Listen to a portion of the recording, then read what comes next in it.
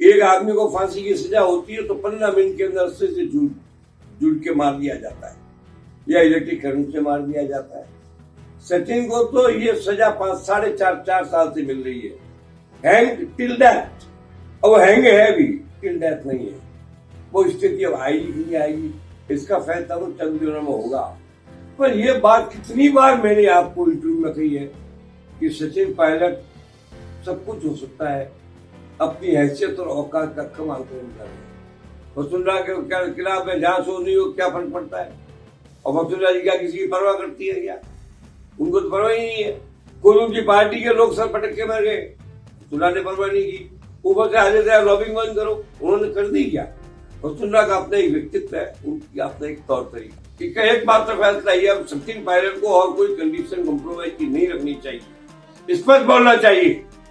If Ashok continue as Chief Minister, I will not remain in Congress and I will not support Congress. तब मालूम पड़ेगी असलियत क्या है।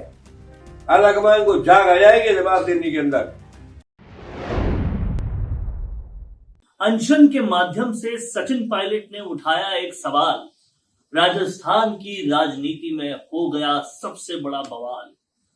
हनुमान बेनीवाल ने कहा कि अब यहीं पर होगा राजनीति का आगाज और सचिन पायलट का यहां पर स्वागत है। इन सब मामलों में अब राजस्थान की राजनीति आगे कहां जाएगी, आगे क्या होगा? क्या फिर से आलाकमान की लॉलीपॉप सचिन पायलट को चुप कर जाएगी, या इस बार अनशन महज एक भूमिका मात्र था आने वाली कोई बड़े तूफान की? सब मामलों पे पूरा विश्लेषण करने के लिए मेरे साथ मौजूद है वो जो राजस्थान की राजनीति की वो बारीकियां जानते हैं जो शायद कोई नहीं जानता। राजस्थान की राजनीति के चाणक्य कहे जाने वाले और एक्स कैबिनेट मिनिस्टर चंद्रराजजीत सिंह भी। सर, जो कुछ भी हो रहा है राजस्थान के चुनावी घटनाक्रम में, महज चुनाव से कुछ महीने पहले वसुंधरा के भ्रष्टाचार के नाम पर सचिन किस ओर निशाना लगा रहे हैं? क्या अब ये वो बात होगी कि आखिरी निशाना लगाया, पर लगा इतनी जोर से कि मुख्यमंत्री गहलोत का जो गुट है वो शय और मात की तरफ जाएगा? ऐसी कोई बात नहीं है। सचिन पायलट को ये निशाना तो 2 साल पहले लगा देना चाहिए था। एक आदमी को फांसी की सजा होती है तो 15 मिनट के अंदर रस्से से जुड़ के मार दिया जाता है या इलेक्ट्रिक करंट से मार दिया जाता है। सचिन को तो ये सजा 4.5 साल से मिल रही है, हैंग टिल डेथ। अब वो हैंग है भी, टिल डेथ नहीं है। वो स्थिति अब आएगी कि नहीं आएगी, इसका फैसला तो चंद दिनों में होगा। पर यह बात कितनी बार मैंने आपको इंटरव्यू में कही है कि सचिन पायलट सब कुछ हो सकता है, अपनी हैसियत और औकात का कम आंकलन कर रहे हैं। अगर सचिन पायलट नहीं है, आप ये कल्पना करो सचिन का पायलट का क्या होगा नहीं होगा, ये तो व्यक्ति विशेष का मामला है। कांग्रेस माइनस सचिन क्या, ये महत्वपूर्ण प्रश्न है। शायद रंधावा जी को दिखता कम है, देखना नहीं चाहते, सुनते भी कम है, सुनना नहीं चाहते, सोचते भी कम है, सोचना नहीं चाहते, समझते भी कम है, समझना नहीं चाहते। शायद पूरा आला कमान कांग्रेस का रतौंधी की बीमारी से पीड़ित है।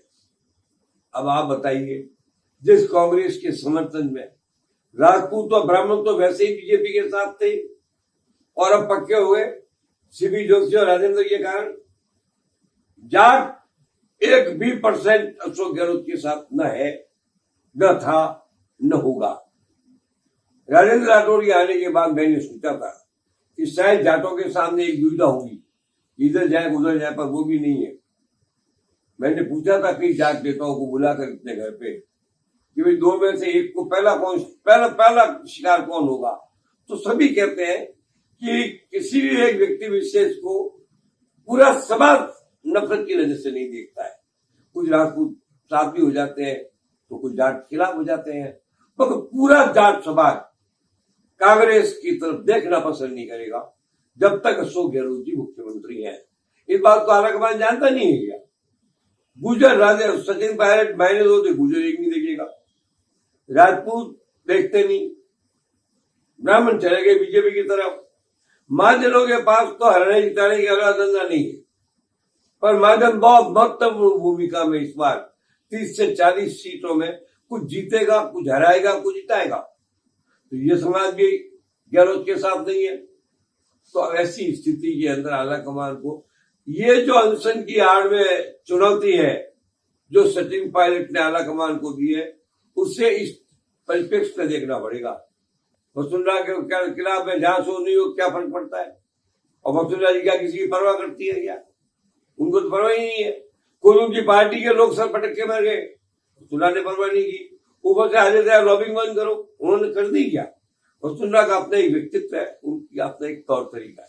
अब सवाल ये पैदा होता है इस अनशन के पीछे कौन?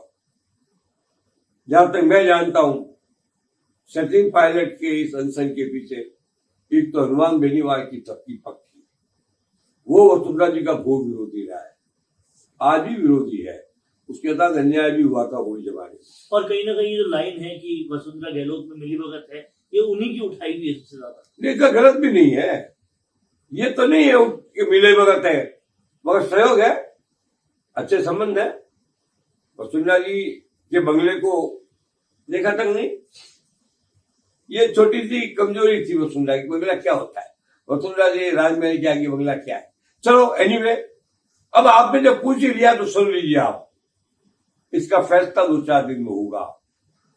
इसका एकमात्र फैसला यह, अब सचिन पायलट को और कोई कंडीशन कॉम्प्रोमाइज की नहीं रखनी चाहिए, स्पष्ट बोलना चाहिए कि Ashok continue as chief minister, I will not remain in Congress and I will not support Congress. तब मालूम पड़ेगी असलियत क्या है। आला कमान को जाग आ जाएगी जवाब देने के अंदर, चकड़ी भूल जाएगा आला कमान। सचिन पायलट के जाने के बाद कांग्रेस का बचेगा क्या? कुछ नहीं बचेगा। जैसे मेघनाथ और रावण के मरने के बाद लंका में क्या बचा था, वो स्थिति हो जाएगी। तो मैं ये मान के चलता हूं, सचिन ने सोच समझकर अपने सब मित्र आकाओं लोगों से पूछकर और ये अनशन का कदम उठाया। लोग भूल गए कि कांग्रेस को वैसे ही मारने में आप पार्टी, कुछ निर्दलीय, कुछ भाजपा के लोग, कांग्रेस के कुछ लोग सभी इंटरेस्टेड है। उनको तो बहाना मिल जाएगा कांग्रेस को खत्म करने का।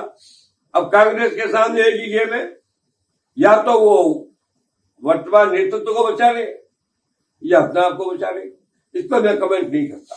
कांग्रेस की आलाकमान वैसे ही निर्णयहीनता की बीमारी से ग्रसित है, और ऐसे में जब कर्नाटक पूरे चरम पर है, तब राजस्थान की ये पॉलिटिकल क्राइसिस आई है। तो आलाकमान जो पहले से निर्णय नहीं ले पाता, उसके पास एक साथ 2 निर्णय हैं। अब वो क्या करेगा? और ज्यादा बीमार हो जाएगा या कुछ कर भी पाएगा? ये सवाल ही नहीं है, निर्णय नहीं लेने का। निर्णय लिया हुआ है, जानते हैं सब, मगर कोई ऐसी चीज है जो निर्णयकर्ताओं के मुंह पर ताला लगाती है। हमारा एक बच्चा रोता है तो उसके मुंह में गुलाब जामुन डाल दिया जाता है या दूध डाल दिया जाता है, ऐसी कोई स्थिति है। सब कुछ जानने के बाद, चलो मान लीजिए खड़गे पिछले नए आदमी नहीं जानता होगा, पर सोनिया, राहुल गांधी और प्रियंका तो राजद के कंसर्न से परिचित है। क्या उनको छिपा हुआ है कि किसकी औकात क्या है? ऐसे लोग राज में बैठे हुए हैं जिनको भ्रष्टाचार, करप्शन की 100 चार्ज है। Why only Vasundhara? आप केवल वसुंधरा को क्यों निशाना बना रहे हो? पूरी जांच करो। रंधावा का इस पूरे मामले पर यह कहना था कि पायलट ने एक बार भी ये बात नहीं कही कि संजीवनी घोटाले को तो उठा लिया, मुख्यमंत्री गहलोत ने उसकी तारीफ भी नहीं की कि कम से कम गजेंद्र सिंह शेखावत ने तो उठा लिया। कहीं ना कहीं इशारा ऐसा था कि गजेंद्र सिंह शेखावत की बात क्यों नहीं कर रहे पायलट? देखिए, एक बात है, गजेंद्र सिंह शेखावत की बात पायलट ने क्यों नहीं की, बड़ा प्रश्न है आपका। क्योंकि जब पायलट ने विद्रोह किया था, उस वक्त गजेंद्र सिंह शेखावत की सिंपैथी पायलट के साथ थी। ये रेसिप्रोसिटी है, 2 कदम तुम चलो, 2 कदम हम चले, तो नहीं किया होगा। मगर कोई आदमी एक विषय पर नहीं बोलता है तो क्या अन्य विषयों पर बोलने का अधिकार खत्म हो जाता है उसका? आप उठाइए ना। मान लीजिए गजेंद्र की बात को नहीं उठाया है तो आप उठवाइए। गजेंद्र और वसुंधरा जी का विरोध भी दुनिया से छुपा नहीं है। अब एक को तो टारगेट बना सकता है आदमी, इन्होंने वसुंधरा जी को टारगेट बना दिया। क्योंकि गजेंद्र सिंह शेखावत का विरोध करने में वे लोग साथ नहीं आते जो वसुंधरा जी का विरोध करने में साथ आएंगे। ये पॉलिटिकल स्ट्रेटेजी है। इसको मैं कोई अच्छी बुद्धिमत्तापूर्ण बात तो मानता नहीं, पर यह कांग्रेस के लिए बहुत बड़ी प्रश्नवाचक चिन्ह है। मैं मानता हूं, साइन ऑफ इंट्रोगेशन, कांग्रेस क्या करे, कांग्रेस कहा जाए? क्या कांग्रेस सचिन को छोड़ दे?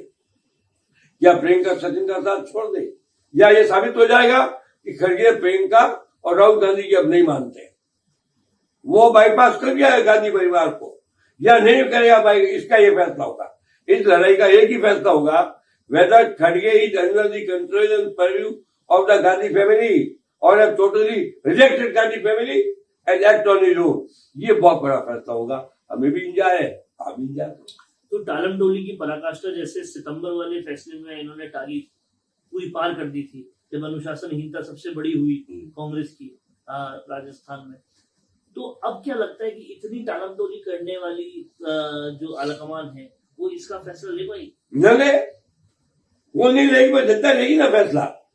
कांग्रेस आज से करीबन 6 या 8 महीने बाद 4 दिसंबर के आसपास चुनाव का रिजल्ट आएगा। उसके बाद में जो पहली पाठ्य पुस्तक छपेगी पढ़ने के लिए बच्चों की, उसमें चैप्टर आएगा once upon a time there was a Congress. ये आप आज की तारीख में लिख लो।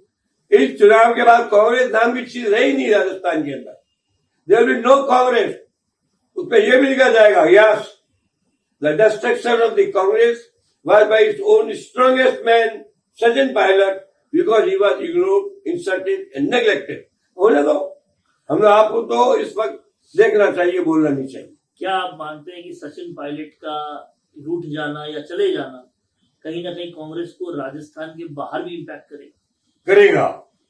सचिन पायलट का जाना कांग्रेस को गुजरात में करेगा, हरियाणा में करेगा, पश्चिमी राजस्थान में करेगा, कई जगह करेगा, उत्तर प्रदेश के कुछ इलाकों में भी करेगा, गुड़गांव में करेगा, जहां पर गुजर बाहुल है। आज सचिन राजस्थान के गुजरों का नेता नहीं है, रास्ते के गुजरों का नेता है। जहां जहां गुजर है वहां सचिन पायलट का नाम है।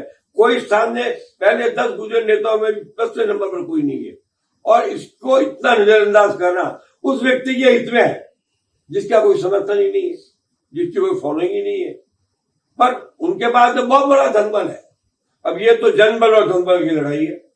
कांग्रेस हाईकमान तय कर ले धनबल भारी है तो सचिन हार जाएगा, और कांग्रेस हाईकमान का जनबल भारी है तो धनबल हार जाएगा। दोनों में से एक की हार तय। तो गुलाब जामुन और धनबल के नाम पर चंद्रराज जी सिंघवी ने बहुत बड़ी बड़ी बातें इस पूरे इंटरव्यू में कही, और इस पूरे विश्लेषण में साफ तौर पर समझ में आता है कि आने वाली राजनीति किस तरफ करवट ले सकती है। कैमरा पर्सन आशीष के साथ वरुण भंसाली, राजस्थान संवाद के लिए। सालों से अगर कोई दर्द आपको परेशान कर रहा है और हजारों कोशिशों के बाद भी उसका इलाज नहीं हो पा रहा, तो अब आपकी इस परेशानी का इलाज मिल गया है, और वो भी बिना किसी दवा, ऑपरेशन या इंजेक्शन के। यहाँ आपका इलाज किया जाएगा आधुनिक मशीनों के द्वारा।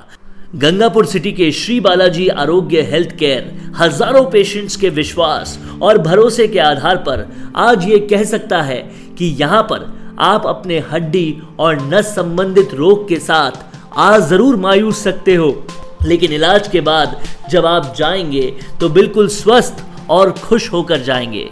हमारे यहाँ रीढ़ की हड्डी, नस ब्लॉकिंग, लकवाग्रस्त और जन्मजात बच्चों का संपूर्ण और सफल इलाज किया जाता है।